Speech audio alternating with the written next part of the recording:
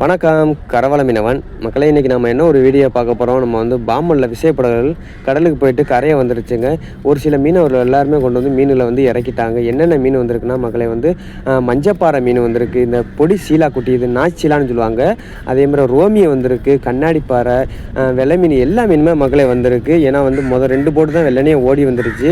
ஏதோ வேலைன்னு சொன்ன மாதிரி இருந்துச்சு, அதனால தான் வெள்ளனையே ஓடி வந்துருச்சு. சில மீனை வந்து இன்னும் வந்து சில போட்டு வந்துக்கிட்டு இருக்குது. ஒரு சில மீனை தான் இப்போ இறக்கியிருக்காங்க. நம்ம அந்த வீடியோ தான் நம்ம பார்த்துக்கிருக்கோம் மக்களே.